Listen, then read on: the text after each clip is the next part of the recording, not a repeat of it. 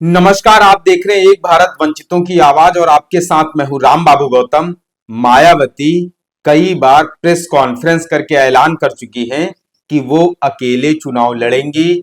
इस बार उन्होंने आखिरी बार फिर से ट्वीट किया कि वो अकेले चुनाव लड़ेंगी, लेकिन सियासी चर्चाएं जो हैं वो लगातार चल रही हैं कि गठबंधन अभी भी हो सकता है। और अब आखिरी बार प्रयास किसने किया है? राहुल गांधी और अखिलेश यादव ने खुद अब इसमें इन्वॉल्व हो गए हैं कि मायावती को किसी न किसी तरीके से इंडिया गठबंधन में शामिल किया जाए, भाजपा के मिशन 80 को रोका जाए। दिल्ली से जो रास्ता जाता है उत्तर प्रदेश से दिल्ली के लिए, उस रास्ते में भाजपा के सामने रोड़ा बना जाए।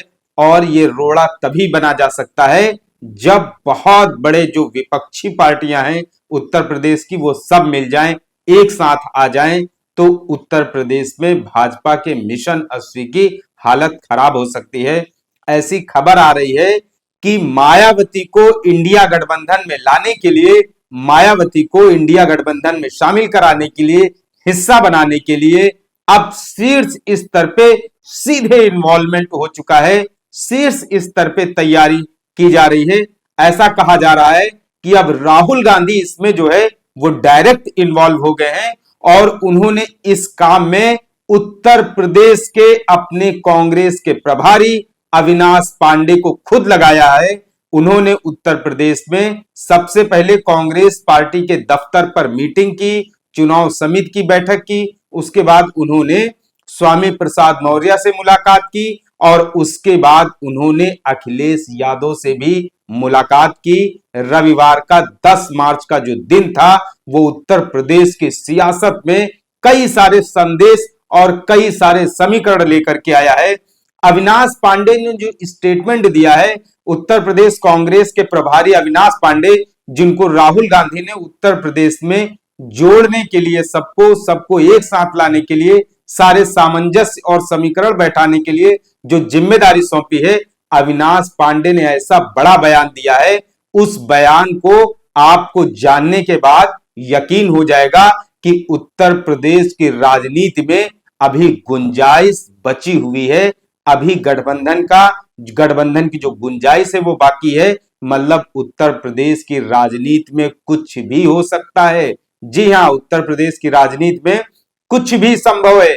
इसलिए अभी जो लोग खुश हो रहे हैं कि गठबंधन जो है, उत्तर प्रदेश में विपक्ष बिखरा हुआ है, विपक्ष एक साथ नहीं आ सकता है, इंडिया गठबंधन में बिखराव है, उनको बहुत ज्यादा खुश होने की जरूरत नहीं है, क्योंकि ये उत्तर प्रदेश की धरती है, उत्तर प्रदेश की राजनीति है। यहां इस बार 2024 के लोकसभा चुनाव में इस तरीके से शह और मात खेली जा रही है कि बड़े बड़े धुरंधर और राजनीतिक पंडित भी जो उत्तर प्रदेश में राजनीतिक समीकरण बनने उनको पहचान नहीं पा रहे हैं।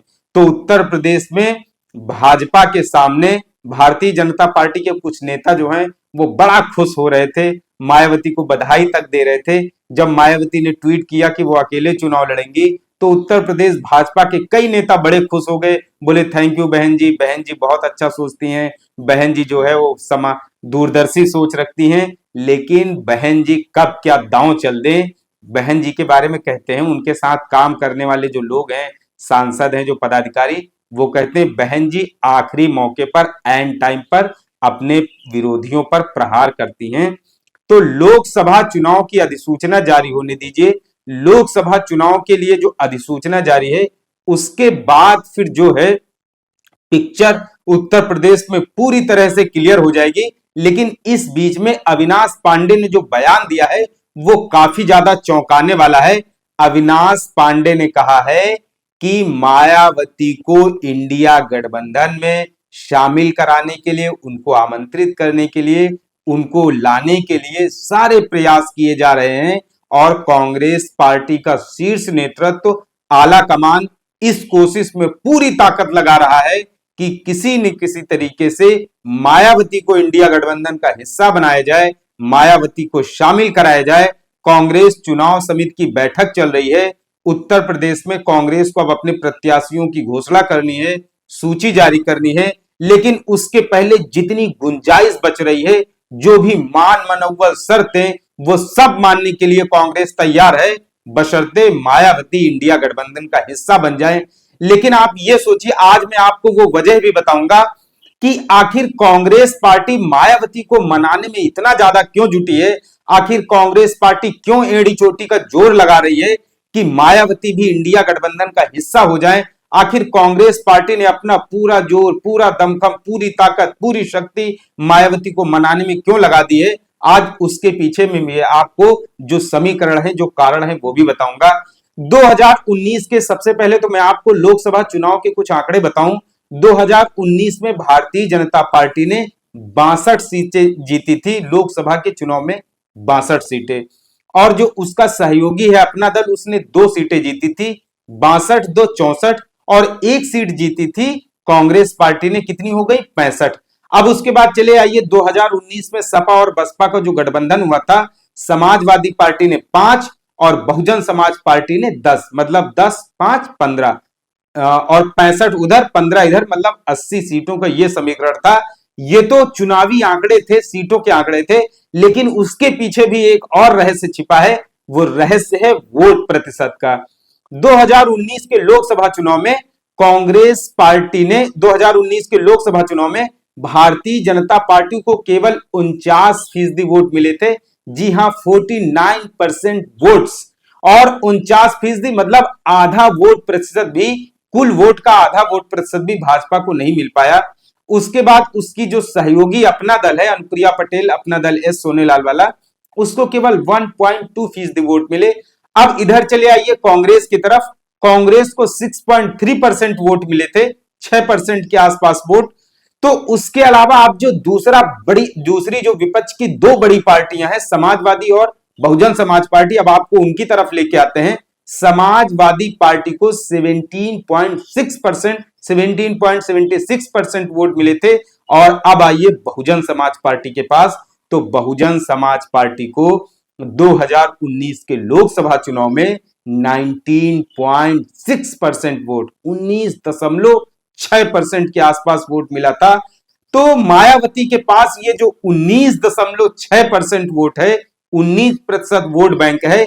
इसी वोट बैंक को इंडिया गठबंधन में शामिल कराने के लिए कांग्रेस पार्टी ने पूरा एड़ी चोटी का जोर लगा दिया है। अविनाश पांडे को विशेष रूप में, उत्तर प्रदेश के जो कांग्रेस प्रभारी हैं, उनको इस ऑपरेशन यूपी में स्पेशली इन्वॉल्व किया गया है, स्पेशली लगाया गया है। और आप ये देखिए कि कांग्रेस का और समाजवादी पार्टी की तरफ से कोई भी जो शीर्ष नेतृत्व है, बड़े नेता हैं, वो मायावती के खिलाफ अभी कोई भी बयानबाजी नहीं दे रहा है कि मायावती भाजपा की बी टीम है या ए टीम है या हिस्सा है या बैकडोर से मदद कर रही है। मतलब विपक्ष की तरफ से जो इस तरीके के बयान दिए जाते हैं मायावती को लेकर के, कोई भी इस तरीके की बयानबाजी नहीं हो रही, क्योंकि गुंजाइश अभी बची हुई है, गुंजाइश बाकी है। कांग्रेस आखिरी दम तक, आखिरी समय तक, चुनाव की अधिसूचना जारी होने तक कांग्रेस जो है वो मायावती से करीबियां बढ़ा रही है। कांग्रेस को उम्मीद है, इंडिया गठबंधन को उम्मीद है कि शायद अभी भी बात बन जाए, क्योंकि मायावती ने एक बार 19 दिसंबर को जब इंडिया गठबंधन की बैठक हुई थी, तो उसके बाद मायावती ने जस्ट उसके बाद एक प्रेस कॉन्फ्रेंस की थी। तो उन्होंने बोला था कि भविष्य में कब किसको किसकी जरूरत पड़ जाए कुछ कहा ही नहीं जा सकता है। तो भविष्य में मतलब चुनाव की अधिसूचना जारी होने तक कब किसको किसकी जरूरत पड़ जाए कुछ कहा नहीं जा सकता है। उत्तर प्रदेश की ये राजनीति जो है, इस बार इसे कोई समझ नहीं पा रहा है। बड़े से बड़े राजनीतिक पंडित और मीडिया पैनलिस्ट, इलेक्शन एक्सपर्ट, कोई नहीं समझ पा रहा है कि उत्तर प्रदेश में इस बार 2024 में हो क्या रहा है, राजनीति जा किधर रही है, किस तरफ जा रही है। लेकिन भाजपा जो है वो पूरी तरह से भयभीत है, क्योंकि भारतीय जनता पार्टी को अंदर ही अंदर इस बात का डर सता रहा है कि अगर इंडिया गठबंधन में मायावती शामिल हो जाती हैं तो उसके लिए रास्ते बंद हो जाएंगे, उसके लिए बहुत बड़ी मुश्किल हो जाएगी। और इस मुश्किल को आसान करने के लिए भारतीय जनता पार्टी ने मंदिरों में दौड़ शुरू कर दी है। प्रधानमंत्री नरेंद्र मोदी ने मंदिर मंदिर दौड़ना शुरू कर दिया है। फिर से वो काशी विश्वनाथ मंदिर में रविवार को 10 मार्च को मंदिर में दर्शन पूजा वूजा करने गए हैं। तो भारतीय जनता पार्टी को लग रहा है अगर इंडिया गठबंधन में और भी लोग शामिल हो गए, उसका आकार बड़ा हो गया, इसका विस्तार हो गया, तो उसे मंदिर मंदिर जाकर के हिंदू वाली जो पॉलिटिक्स है, हार्ड हिंदुत्व की, उसी के सहारे उसका कुछ हो सकता है तो हो सकता है, अन्यथा भारतीय जनता पार्टी के लिए बहुत बड़ी मुश्किलें आ सकती हैं अगर इंडिया गठबंधन में मायावती भी शामिल होती हैं। बहुजन जो राजनीति है, जो दलित नेतृत्व है, ओबीसी नेतृत्व है, ग्राउंड जीरो पर जो दलित और पिछड़ों की लीडरशिप है, वो भी यही चाह रही है कि मायावती इंडिया गठबंधन का हिस्सा बने और इस बार उत्तर प्रदेश से भाजपा का दिल्ली चलो रास्ता रोका जाएगा। तो अभी फिलहाल कुछ कहा नहीं जा सकता है, कुछ दिन का और इंतजार कर लीजिए। जो उत्तर प्रदेश में पॉलिटिकल पिक्चर है, सियासी संदेश है, वो बहुत जल्द कुछ ना कुछ बड़ा हो सकता है। मित्रों, आपसे अपील है कि आप एक भारत को शेयर और सब्सक्राइब करते रहें, जिससे कि शोषितों, पीड़ितों और वंचितों की आवाज को उठाया जा सके, एक बड़ा मंच बनाया जा सके। इसके अलावा आपको ये विश्लेषण कैसा लगा, ये स्टोरी कैसी लगी, इस पर आप हमें अपने कमेंट जरूर दें। धन्यवाद।